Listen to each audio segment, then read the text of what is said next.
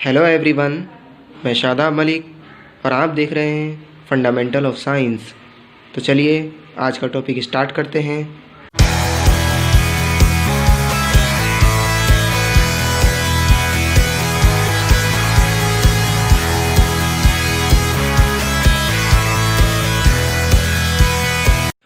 Welcome to the class students. आज हम पढ़ेंगे सूर्योदय और सूर्यास्त के समय सूर्य लाल दिखाई देता है क्यों। देखिए, यूपी बोर्ड के अकॉर्डिंग बहुत ज़्यादा इम्पोर्टेंट क्वेश्चन है ये। इस तरह के क्वेश्चन बहुत बार आते हैं, जैसे कि खतरे का सिग्नल लाल होता है क्यों, और भी इस तरह से पूछ लेते हैं कि आकाश का रंग नीला दिखाई देता है ऐसा क्यों, या ट्रेन रोकने के लिए हम लाल कपड़े का यूज़ करते हैं क्यों।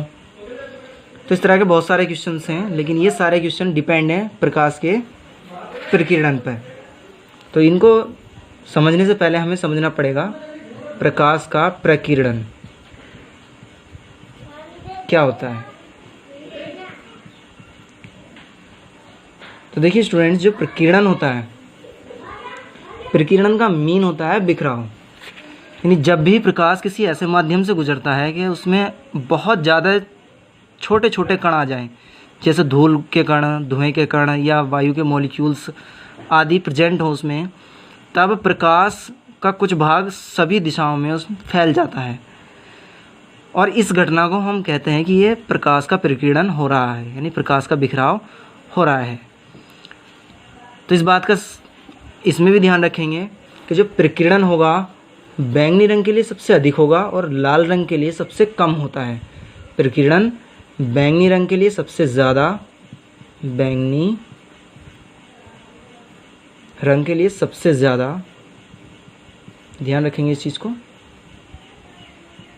और लाल रंग के लिए सबसे कम। जो प्रकीर्णन होगा बैंगनी रंग के लिए सबसे ज़्यादा होगा और लाल रंग के लिए सबसे कम होगा। तो इसी चीज़ पर डिपेंड है ये क्वेश्चन भी, और इस तरह के और भी अदर क्वेश्चन जो होते हैं वो भी इन चीज़ों पर डिपेंड्स होते हैं। चलिए स्टार्ट करते हैं किस तरह से ये इन चीज़ों पर डिपेंड है। तो जो प्रकाश का प्रकीर्णन है वो उस पर इस तरह के क्वेश्चन आते हैं। तो हम इसको स्टार्ट कर रहे हैं। सूर्योदय अथवा सूर्यास्त के समय सूर्य लाल दिखाई देता है क्यों। तो आइए स्टूडेंट्स, हम अपनी अर्थ बना लेते हैं। ये हमारा अर्थ का छोटा सा भाग है, थोड़ा राउंड टाइप में होती है अर्थ।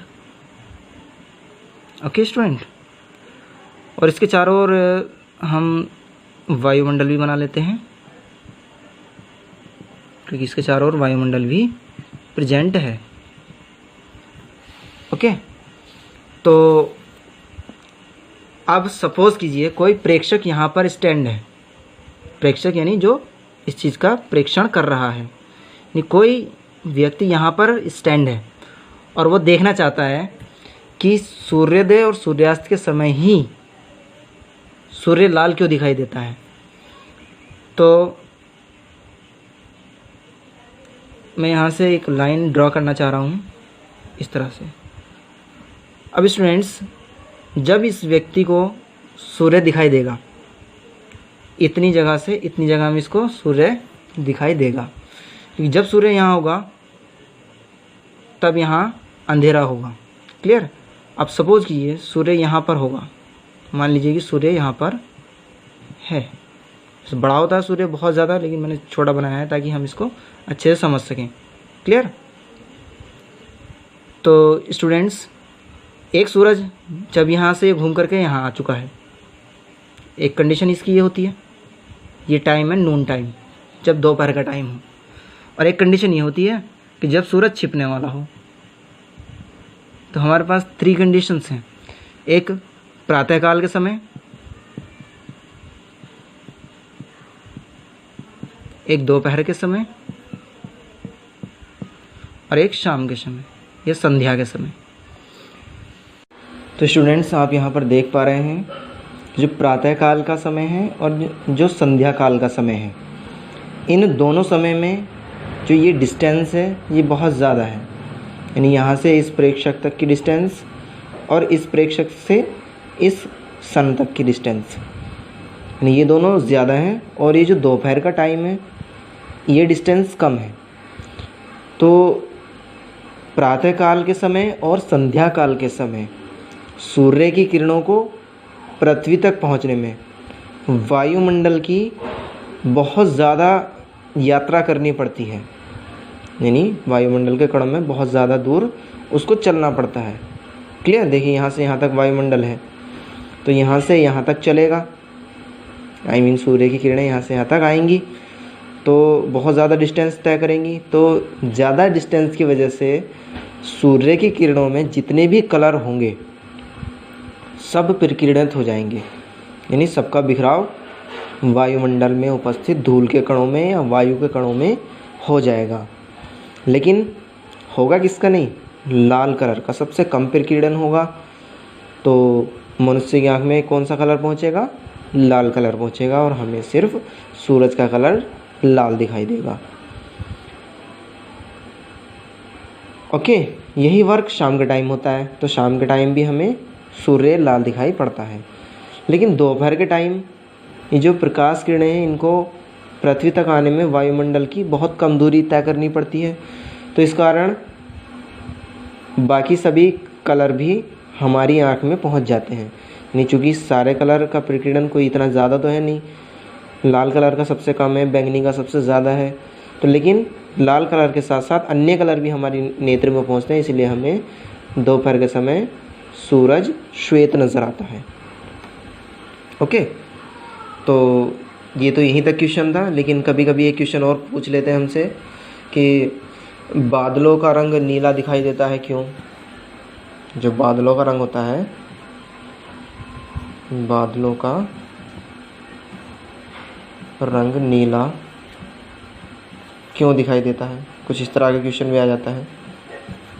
तो इसका रीज़न भी यही है, जो इसका रीज़न था इसका रीज़न भी सेम यही है। तो स्टूडेंट, एक क्वेश्चन इस तरह से और आ जाता है, तो इसमें हम बताएंगे कि बादलों का रंग नीला क्यों दिखाई देता है।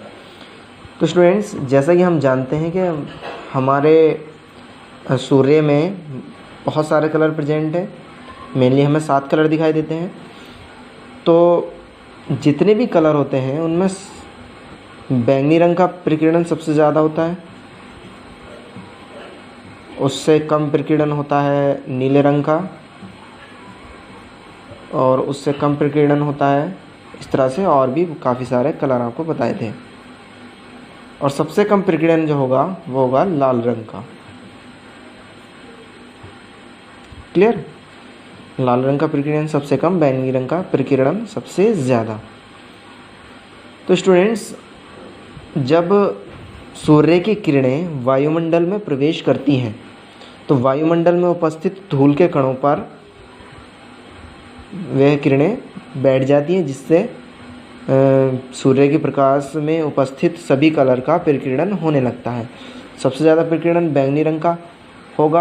अब बात आती है कि बैंगनी रंग का जब प्रकीर्णन सबसे ज़्यादा हो रहा है तो आकाश का रंग हमें बैंगनी दिखाई देना चाहिए, ऐसा क्वेश्चन आना चाहिए हमारे माइंड में।